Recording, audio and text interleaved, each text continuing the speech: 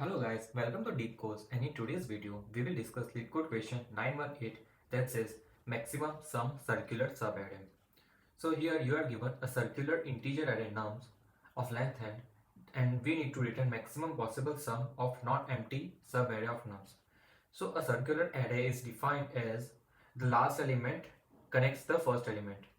As you can see here, the end of the array connects the beginning of the array. So here if minus 2 is the n element, then it will again can connect to the first element, that is 1. And this is how a circular array is formed. And further, a subarray, a subarray is a part of an array without deleting any of the elements. So this is the definition of subarray given. And we need to find a maximum sum from this particular subarray. Got it? So let us take a look of the test cases for better understanding. So here in this first test case, we can see that we have 1, then minus 2, 3, and again minus 2. So if we take subarray like this 1 and minus 2, then the sum is minus 1. If we take minus 2 and 3, the sum is 1. Similarly 3 and minus 2, the sum is 1. If we take this type of subarray minus 2, 3, then also sum is minus 1. If you take subarray from minus 2 to 1, that is this minus 2 to 1, the last element and the first element, then our sum is minus 1. Okay, so these are the different possible subarrays I have discussed here, and for this nums array our answer is 3 as the best possible answer, and with our subarray containing only element 3, so we would return 3, that is the maximum possible sum of any of the subarray. Now talking about this test case, here all the elements are negative, so here we would return minus 2, the smallest negative element, and that means the subarray this, and the sum of this subarray is minus 2, so we will choose this subarray. Now let's take a look of this third example. So here as you can see here that this 9 plus 4 that is 13. Okay, and you can, if you take any other subarray, let's say 5 minus 4, sorry 4 minus 5, or this 4 and minus 1, this will also return 3. So the maximum possible here answer is 9 and 4. But wait, we are as the question says, this array can be circular, so we can connect 9, 4, minus 1 and this 4. Why? Because we did this because from here we are getting answer 3, from here we are getting answer 13. If we add this, we get answer 16, and this 16 is better than this 13. Okay, so that's why this is how we form a subarray here, by taking two elements from here, starting here and ending it here, and this is the magic of circular subarray. Okay, now if you have tried to increase another elements, like say 9, 4, minus 1, 4, minus 5, and again 4, but here this will return minus 1, so overall our answer will decrease. Here till answer was 16, and this minus 1, it would return 15. So this is not a good, so we are only adding sub array till here. So this is how a sub array will get formed if we choose some elements from them, some elements from the front, and we are getting a very better answer.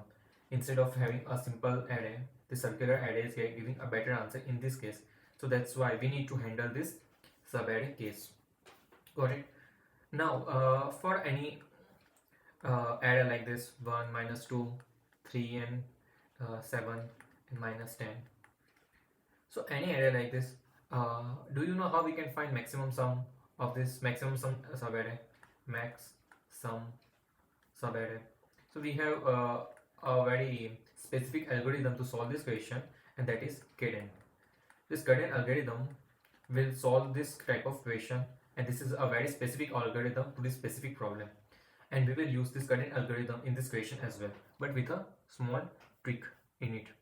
But now before moving ahead, the things we have found out, or the intuition we got, is we can, since this is also the given array, in the given array also we need to find the maximum sum subarray, so we'll use Kadan. Now but another thing to note here is, so here in this example, in this test case, let me write it again, we had minus 1, 4, minus 5, 4, 9, 4. So the Kadan will work only for the simple array, not a circular array. So what we can do is, see, our Kadan will, what Kadan will return, it's -5 4, then again it's -5 here, and then 9. So this was our array. So what Kadan will return here, if we use only simple Kadan, then it will return the sum of 9 plus 4, that is 13. But one thing to note here is, if we take the total sum, okay, see here, this portion from -5 4 and -5, this is giving us minimum sum subarray, right? Because this is the minimum portion here. And if you discard this minimum portion from the complete array, then do we get maximum subarray from the circular array? Because the remaining elements would be this, from 9 to 9 4 from here and -1 4 from here. So if we discard this, okay, so if we discard minimum sum subarray, then we will get our answer. Yes, we will get our answer. Okay, so our second intuition that we have built is that for any given array, we also that is circular, and the circular array gives better answer. And to check that, we need to discard minimum sum subarray. What? Discard minimum sum subarray. Okay, so I hope you got this and this as well. So maximum sum subarray and minimum sum subarray. Okay, why you need this? For any simple array like this, where the Kadan will give better answer, we will check this answer. Then we will again do one loop, and we will discard minimum subarray. We will check the answer, and we will return maximum of both this answer, maximum of this, or after discarding the minimum sum subarray. Got it? So that's how we would now approach the equation, by writing the code for Kadan and then checking for minimum sum subarray. This is also Kadan, but with a small difference that here we will keep track of minimum sum, and that's how we will solve the equation. Now before moving ahead to the coding part, let me also discuss the Kadan algorithm here. So if you guys don't know the Kadan algorithm, then watch this part, else skip to directly coding part, where we will discuss the code for this equation. Okay, so in this Kadan algorithm, what we do, we are given any nums array of length n, so we will loop from 0 to n. We will take this variable, current variable, that will store the current maximum, and this maxsum variable that will store the maximum sum will called okay. So what we do in this current, we would add the current number. We would check if the current is greater than maximum sum, means we take the maximum of both this in our answer. This is our answer. And if any position, if current is less than 0, we make it 0. That means we initialize the current to original value. Why did this? Okay, so now let's take a look at this example. So initially we are having 1, so we are adding current, we are adding nums to the current. Current value is 1, and maximum sum is 1. Then we are adding 2 to current, so current becomes 3, and here 3. Now we are adding -5 to current. Now at this position, 3 minus 5 equals to -2, so current is less than 0. That's why we initialize the current to 0. Okay, but why we did this? So you can think like 1, 2, -5. This subarray will always give us negative result, because the sum of this subarray is -2. So even if that is a greater number 10 like that, but including this will always give us less answer, means this is not profitable to include this in any case. So wherever we get any number in the current that is less than 0, we discard this and we start for searching the subarray ahead of this, like from here, because this subarray will always give us negative answer. Got it? That's why we initialize again to 0, and we keep checking. We add 3 to 0, then 4 to 0, it becomes 7, so we updated maximum sum. Then it becomes 6, then we again add it to it becomes 8, and our maximum sum is 8. So in the end we return this maximum sum as per this Kadan algorithm. So this was all about the Kadan algorithm here, where we just use two variables. One is the answer variable and one is the current sum variable to track the value of maximum sum subarray. So now let's move on to the coding part here.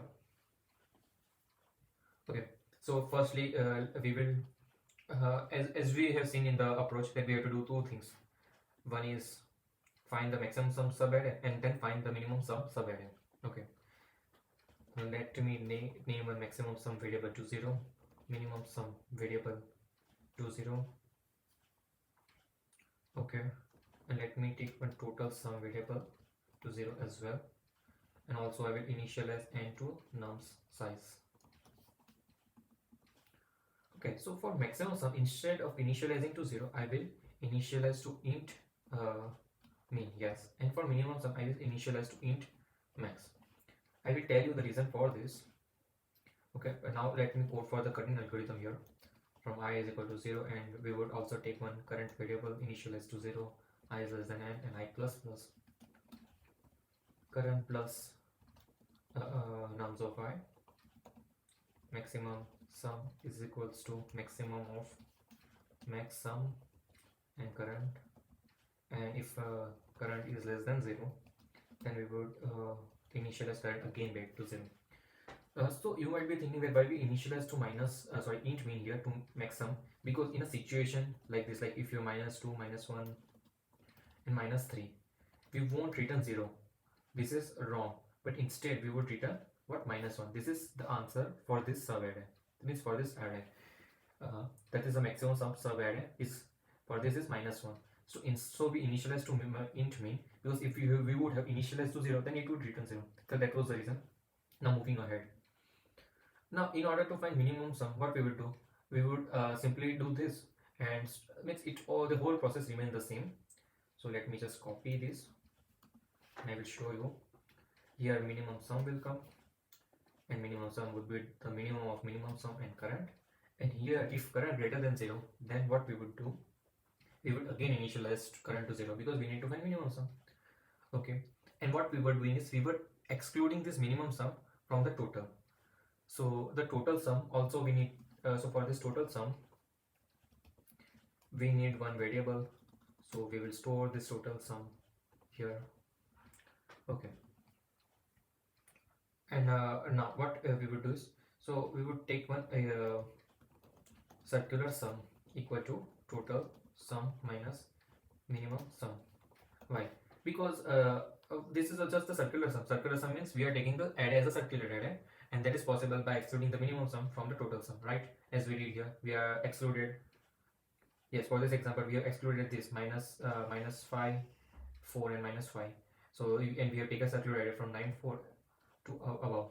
Okay, so that's what we did, and we excluded the minimum sum. Now if circular sum equals to 0, then we would simply return maximum sum. Why? I will discuss one case here. So for a case like this, our minimum sum is, well, let's say it is -3, -1, and -2. Minimum sum is what? -6, and total is also -6. Got it? Now if we then in this situation, circular sum becomes 0, and in the end what we are doing is we are returning maximum of circular sum and max sum. So in this situation where maximum sum is -1 but circular sum becomes 0, so it will return 0, but that's the wrong answer. So whenever circular sum becomes 0, we won't check for this condition, and we would simply return maximum sum, because for this test case we need to handle this situation. Otherwise we would return the maximum of both.